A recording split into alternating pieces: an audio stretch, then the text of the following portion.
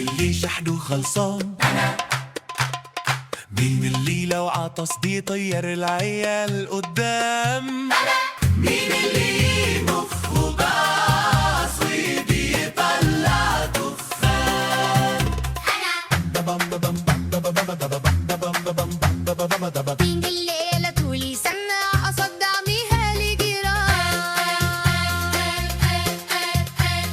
مين اللي هلا نفسي في شاشة أعرض فيها وأبان؟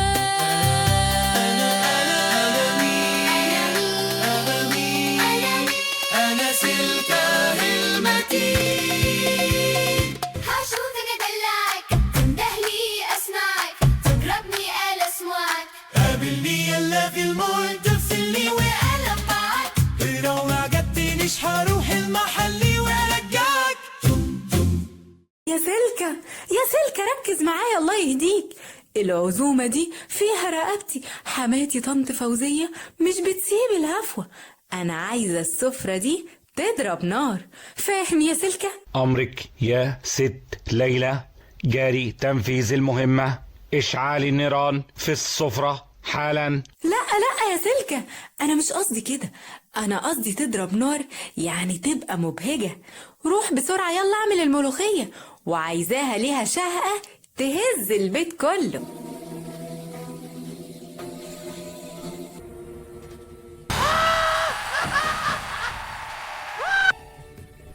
ايه ده يا سلكة؟ ايه الصوت ده؟ دي الشهقة يا ست ليلى، حملت صفارة الإنذار من الإنترنت عشان تهز البيت فعلا. احنا دلوقتي في المنطقة الحمراء. اقفل القرف ده يا سلكة، والبطة اللي في الفرن أنا عايزة لونها ياخد العقل. عصام اقف عدل، مامتك على السلم. الريحة كويسة؟ هو أنا شكلي كويس؟ يا بنت اهدي، دي امي مش لجنة تفتيش من وزارة الصحة.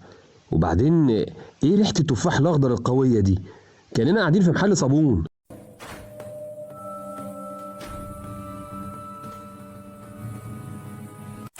أهلا يا طنط فوزية، نورتي البيت. الشقة كانت ضلمة قبل ما تدخلي، نورتينا. منورة بصحابها يا ست ليلى.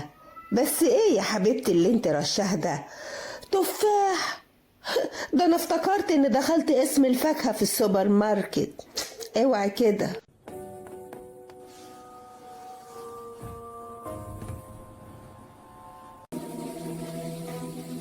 وحشاني يا فوزة يا عسل. سيبك من الريحة، المهم انك نورتينا. ليلى عامله لك مفاجأة النهارده في الغدا. مفاجأة؟ ربنا يستر من مفاجآت ليلى. أنا شميت ريحة ملوخية على السلم، بس ريحة غريبة كأنها ملوخية واخدة شاور جل بتاع الحموم. لا يا طنط، دي ملوخية مودرن. اتفضلي ارتاحي في الصالون لحد ما سلكة يخلص التاتش الأخير. وسلكة ده هيطلع ايه كمان؟ هو اللي بيطبخ ولا ايه يا عصام؟ ده الشيف الخاص بتاع ليلى. اهدى يا ليلى، هي البطة حاطة روج ورايحة كوافير ولا ايه؟ وبعدين الملوخية من ريحتها كده زي شبه معطر الجو. أهلا يا طنط، ليلى قالت لي خلي ريحتها تقلب البيت، فدلوقتي الملوخية بريحة التفاح الأخضر عشان الانتعاش. ايه ده؟ الرز بيشوك في بقي يا ليلى.